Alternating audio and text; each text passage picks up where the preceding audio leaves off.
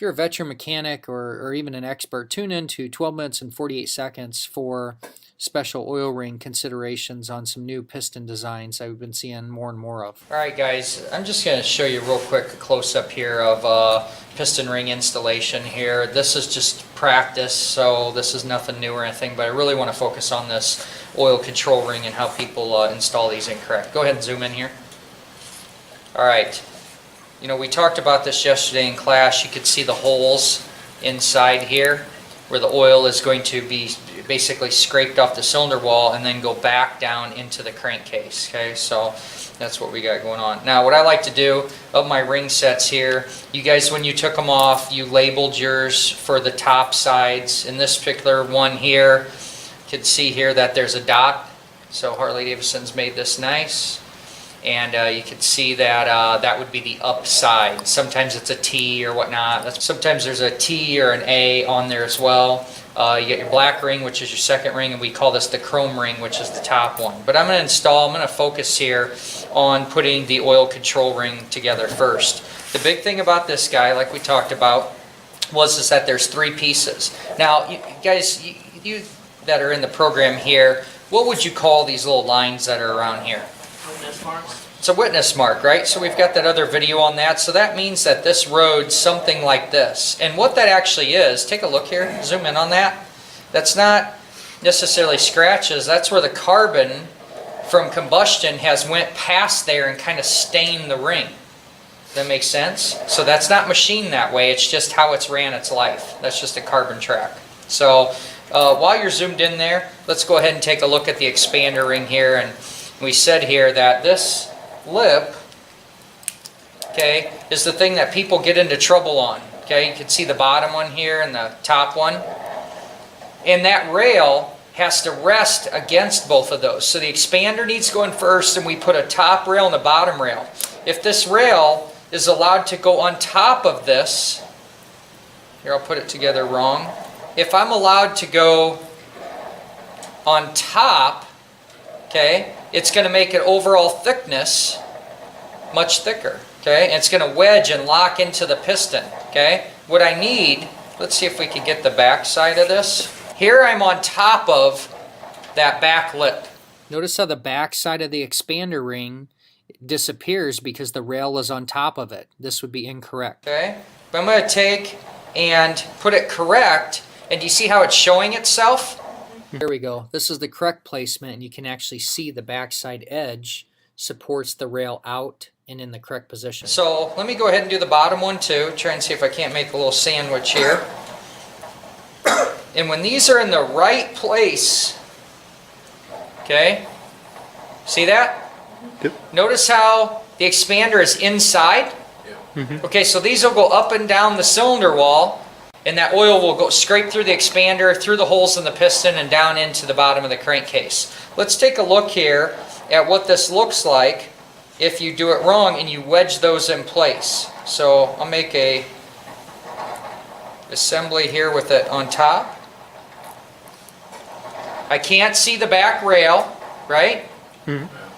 And then when I look at this, do you see how the expander is outwards? Yep. And so that would also scrape on the cylinder wall, and we wouldn't want that as well. I'm not going to take the time to measure this. I think this video does a great job of showing the close-up of that. Make sense? So let's demonstrate how to put it actually on the piston. So we've got some assembly lube here on the piston and the ring here. Just go ahead and get a close-up of this gap before I move on. Okay, I'm going to try and pull this apart here. See the gap, the ends? We want to make sure that they're just butted up against each other. I'm going to try and, once in a while you'll have this happen. That seems excessive and like, oh yeah, how could you mess that up?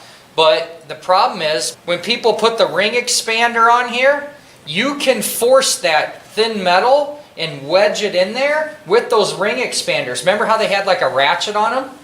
So this is easier to do when you're not really paying attention to it. So I'm going to have it nice and loose in there. I'm also going to look it up in the service manual too. They're going to tell us, you guys have probably seen before, I'm going to draw it here. You guys have probably seen quite a bit from our metric side that they say to do ring installation, something like this. Does that seem familiar? 120 degrees apart? Yep. Well, Harley-Davidson does something a little bit different that I think is pretty cool. They use the corners. Okay? Regardless of any of these techniques, I'll show it in the manual here in a bit, no matter where you're going to put the gap, or you're going to put the open part of that ring, one thing you'll notice is that they are not putting it across the wrist pin. Then it doesn't really matter on the expander rings because they're pretty flexible or whatnot, so we can I'll do this top one here. And sometimes what I'll do, I'll model it on this one. I'm going to go ahead and just do what I call walking it. This being left-handed thing kind of really throws this setup off. See how I just walked it down one? Yep. And what that does is it just puts kind of the least amount of bend on the ring.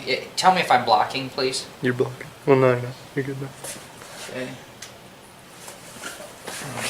How am I going to do this without...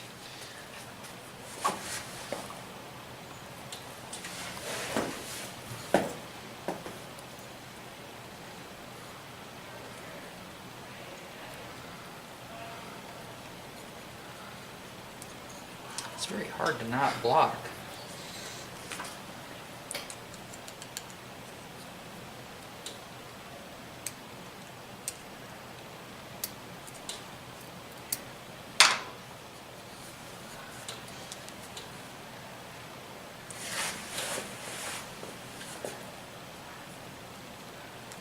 I can't see it. Okay, I'm not being successful in that. It's really hurting my back for some reason. Bend around like this.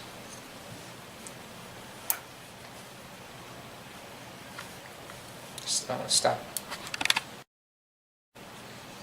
So go ahead here. And now that I've got this started here, you could see how I can kind of just walk it around. You see how I'm doing that? And I'm putting very little stress.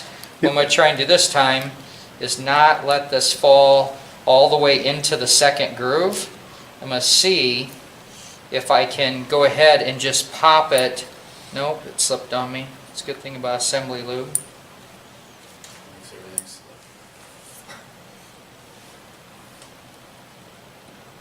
Okay, now see how I'm just setting it on there? Now one thing I want to try and do at this point is make sure I'm not on the expander. Okay.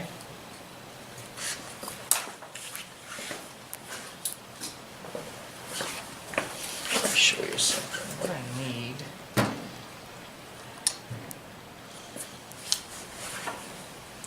I want to make sure and find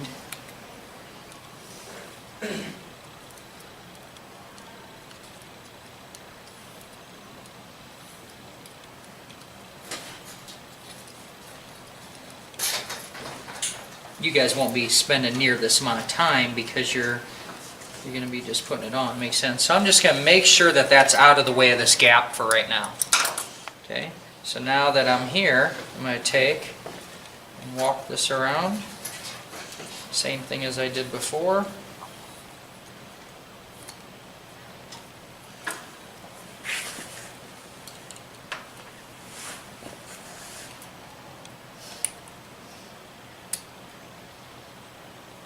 Kind of being really careful, aren't I? Mm-hmm. Okay, I do not want that to get on top there. So now let's zoom in here and let's see if it looks like something we saw before. Okay, does it look like the expander is inside compared to this ring? Yep. The rail, I should say. And the other thing that I'm trying to do is just go ahead and compress this. Now these are used rings, so there's a bit of a gap here. And I'm just making sure that I'm on top of that. Another thing that I could do before I move on is I'm going to hold the rail with my fingers here, and I'm going to just take and make sure that these two will spin independently of each other. Okay, if not, just sit up here. If I can't hold the rail and spin the expander, do you see how I'm able to rotate that around? Yep. Okay, so that means that they're not locked or they're not wedged, and that's good. That's what I want. So then I'll very quickly, this is lubed up. This time I'll just go from the bottom. Here's how I normally do this. like this. Does that make sense? And then I feel like I have a lot of control, like it's not going to go flying on me.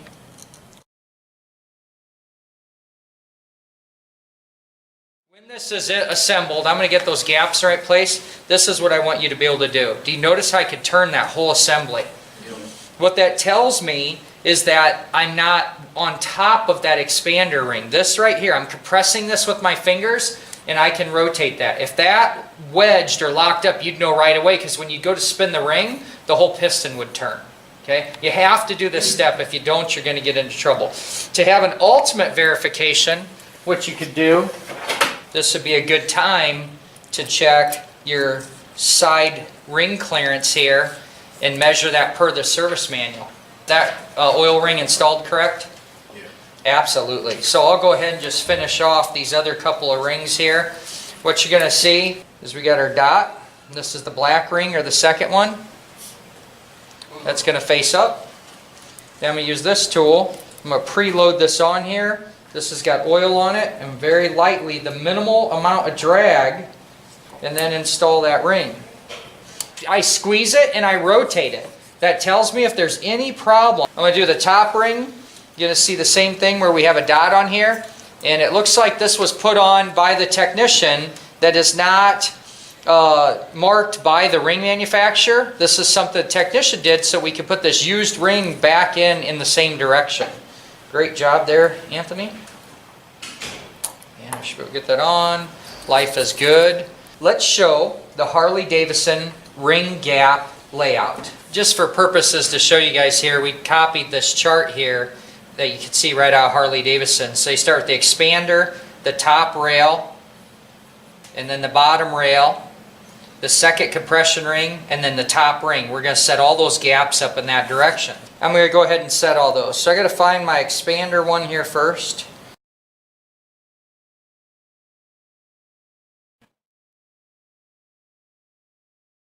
Now I'm at the expander.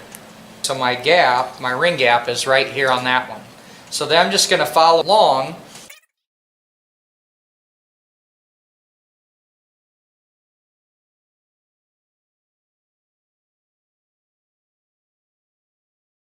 The next two are super easy. All I got to do is simply do that. Then I take my top one and I go here. You guys can see that there where the ring gap's lined up. And that's it. So now this piston is ready. You could set these ring gaps with it on the connecting rod, and it's probably less likely you're going to bump it when trying to put a clip in or something else. Okay, we're service manual usage, doing a Sportster motor here. And we'll talk about something that I've seen multiple times on some recent pistons. So the expander ring, the butted edges of that, do you see how they're facing up? Yeah. In the other video on the Evil one, I had it down, okay, because it didn't matter. I'll show you why. This one's installed correctly. Zoom in there. Okay, do you see how the gaps are up? Yep. Okay, so you could see that the reason why is these reliefs in the piston. You see how the bottom rail goes across that? Mm-hmm. Okay, so seen these.